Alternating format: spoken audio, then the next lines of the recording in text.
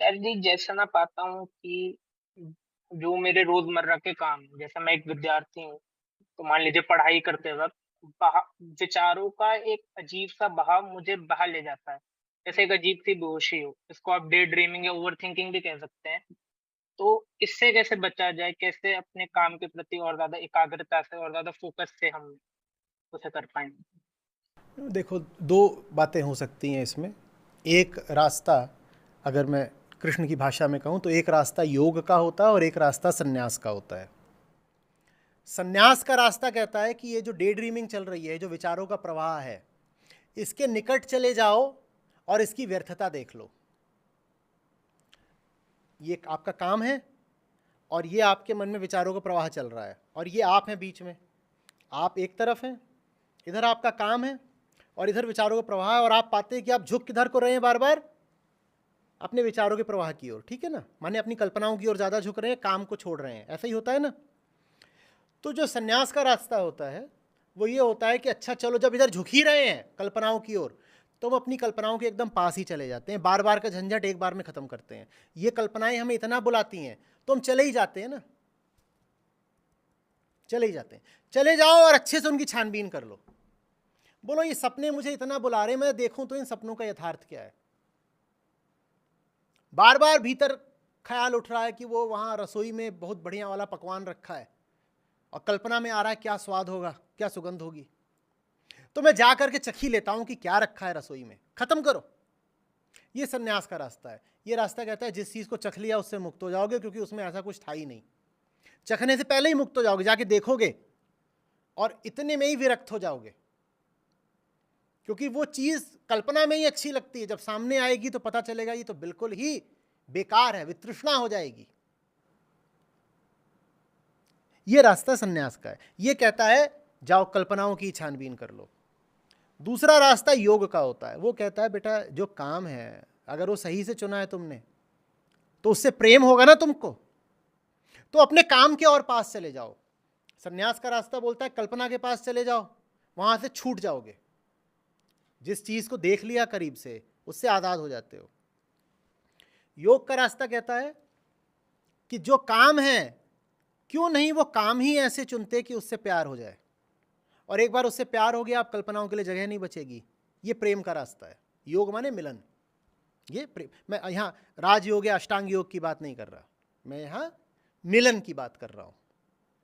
तो ये योग का रास्ता है कि जिसमें आप काम ही ऐसा चुनते हो कि वो कल्पनाओं को जगह ही नहीं देता, जगह ही नहीं देता। आप कोई बहुत अच्छी फिल्म देख रहे हो, फिल्म में डूबे होते हो या ख्यालों में? किस में डूबे होते हो? फ़िल्म। फिल्म में। आप परीक्षा पत्र लिख रहे हो और गणित का सवाल हल कर रहे हो, तो आप सवाल में डूबे होते हो या ख्यालों में? सवाल में। सवाल में, है ना? तो काम ऐसा महत्वपूर्ण पकड़ो कि कल्पना के लिए जगह ना बचे। ये योग का रास्ता है। आप दोनों में से कोई भी रास्ता चुन लो। कल्पना बहुत भारी हो रही हो तो बोलो आओ, फिर छुप छुप के क्या हमें बुलाती हो, ललचाती हो? सामने ही आ जाओ, दिखाओ जो दिखाती हो। वो पीछे से आवाज देती है पर्दे के, बोलती आओ आओ आओ, पुकार रही हूँ, ललचा रही हूँ, मेरे पास आओ, मेरे आलिंगन में आओ। तो बोलते हटाओ पर्दा, तुम सामने ही आओ। बताओ ऐसा क्या लुभावना और आकर्षक है तुम्हारे पास कि हम सब कुछ छोड़ के तुम्हारी तरफ आ जाएं? क्या तुम लगातार एक पीछे से विचलन बन करके हमको खींचे ही पड़ी हो? कोई हमें ध्यान से काम नहीं करने देती, तो लो सब काम छोड़ करके तुम्हारे ही सामने आ गए। बताओ बताओ क्या प्रस्ताव है तुम्हारे पास? प्रस्ताव सामने रखो, हम जांच पड़ताल करेंगे, देखें क्या है तुम्हारे पास। दूर रह करके बस वादे, मेरे पास आओगे तो तुमको ये दूंगा, ऐसा है वैसा, यही सब तो चलता है ना विचारों के प्रवाह में। ऐसा मिल जाए वैसा मिल जाए, बड़ा सकाम प्रवाह होता है, बड़ा मधुर प्रवाह होता है। ऐसा होगा वैसा होगा, बड़ा मजा आएगा, ऐसा अनुभव मिलेगा, ये मिलेगा। बोलो रुको, ऐसे नहीं। बात ईमानदारी की होनी चाहिए। अगर सचमुच आप हमें किसी चीज का प्रस्ताव दे रहे हो तो फिर हम उसको मेज पर रख करके उसकी छानबीन करेंगे। ये संन्यास का रास्ता है। संन्यास माने छोड़ना छाड़ना नहीं होता। सन्यास का मतलब यही होता है कि जो पुकार रहा है उसका अन्वेषण कर लो, उसकी जांच पड़ताल कर लो। ये सन्यास का रास्ता है। योग का रास्ता क्या है कि जो काम है वही इतना जबरदस्त चुना है कि उस काम ने जीत लिया हमको, उस काम के दीवाने हो गए। उस काम के अलावा जीवन में अब कोई जगह बची नहीं है। कोई एक चीज है जो इतनी प्यारी हो गई कि अब और किसी चीज पर दिल आ ही नहीं सकता। ये योग का रास्ता है। तुम ये रास्ता पकड़ लो चाहे ये रास्ता पकड़ लो, तुम ये भी कर सकते हो कि दोनों को ही आजमा लो। जीवन में कुछ बहुत अच्छा ऊंचा भी लेकर के आओ और साथ ही साथ ये सब जो डिस्ट्रैक्शंस हैं, जो कामनाएं हैं, इनसे भी बोलो कि हाँ बताओ क्या, बताओ क्या, बोलो। अब उदाहरण के लिए तुम्हें कोई कामना बोलती है, एक उदाहरण है छोटा सा, कि वो मेरा फलाना दोस्त है, वो फ्रांस में बैठा हुआ है, मैं भी फ्रांस जाऊंगा और सेटल हो जाऊंगा, और फ्रांस में इतने तरीके के सुख हैं, और क्या वहाँ मौसम रहता है, क्या लोग हैं, क्या वहाँ पर धन है, दौलत है और सुंदरियाँ हैं, मज़ा आ जाएगा, वाह वाह वाह। और ये लगातार भीतर एक धारा चलती रहती है, फ्रांस जाऊंगा फ्रांस जाऊंगा।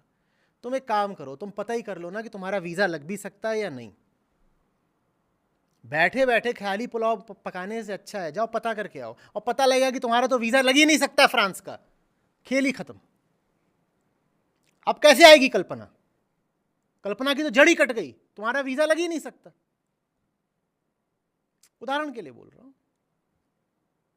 या कि पता लगे वीज़ा लग सकता है पर जाने के लिए लगेंगे इतने इतने लाख रुपए लगेंगे, इतने लाख रुपए का तो प्रबंध कुछ है ही नहीं, अब वो कल्पना खत्म। दिमाग में किसी लड़की का ख्याल घूमता रहता है, ऐसी है वैसी है, चले ही जाओ एक दिन कर ही लो बात, थप्पड़ खा के वापस आ जाओ, सारे ख्याल ही खत्म। या वो बता देगी आई एम ऑलरेडी एंगेज्ड, तो भी ख्याल खत्म। या फिर वो ये कह देगी हाँ हाँ आई लव यू टू, तो फिर तो जिंदगी ही खत्म। जो भी करना है कर ही डालो। ये बीच की कशमकश से कोई फायदा नहीं ना, समझे? ये जो बीच की चीज होती है, त्रिशंकु की तरह लटके हैं, ये आदमी को जीने नहीं देती। इस पार जो है मैं कह रहा हूं उसमें वैभव हो, सौंदर्य हो, महत्ता हो, और इस पार का जो है कल्पना की तरफ का, मैं कह रहा हूं उसकी छानबीन हो। कुछ भी चीज ग्रहण करने से पहले उसको परखते हैं ना, तो अपनी कल्पनाओं के जो विषय हैं थोड़ा उनको परख ही लो। अक्सर ये होता है कि उनको परखने से उनसे मुक्ति मिल जाती है।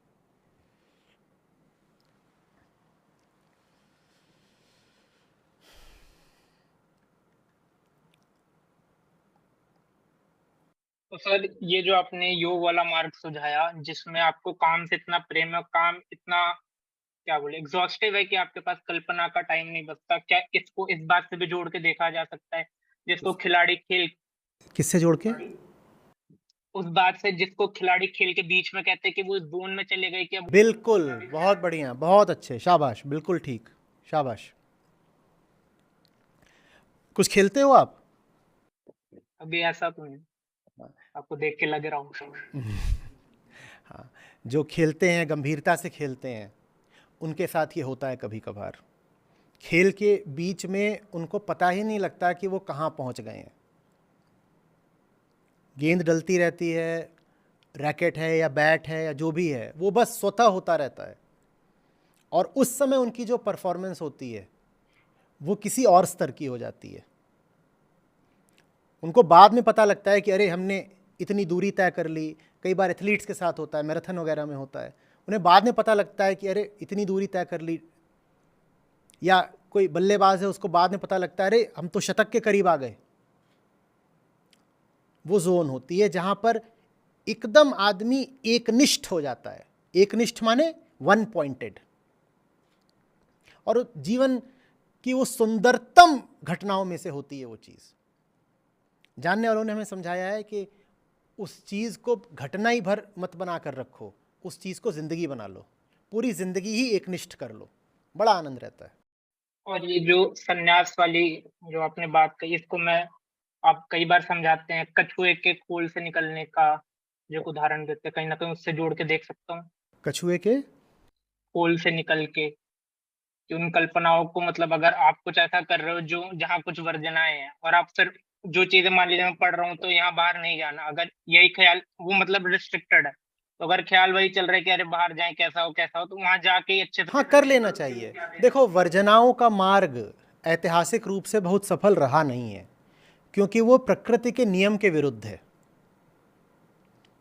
प्रकृति का नियम ये होता है कि पुरुष को अगर वर्जनाएं दोगे तो प्रकृति की ओर और भागता है।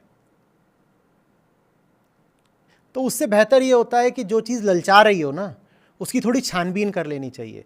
लेकिन सुनो सुनो, सावधान रहना। मैंने छानबीन करने के लिए कहा है, भोग करने के लिए नहीं कहा है।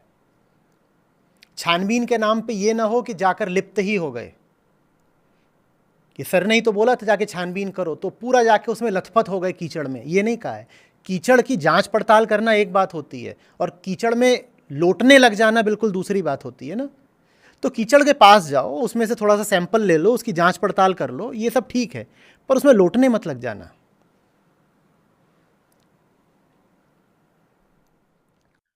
सर किस पॉइंट पे पता चले कि अभी इतनी परिपक्वता आ गई है कि अब मैं उसका सैंपल का सही एनालिसिस है वो कर सकता हूँ?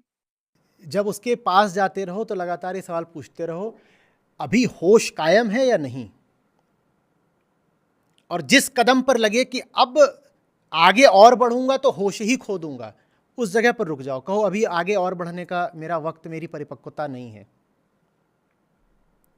उतना ही आगे बढ़ो जितना आगे बढ़ने में खुद को ना खो दो। होश अपने बचे रहें, ये बहुत ज़रूरी बात है। नहीं तो प्रयोग क्या करोगे? तुम तो गए हो वहां पर प्रयोग करने के लिए, प्रयोग करता ही बेहोश है तो प्रयोग कहां से होगा?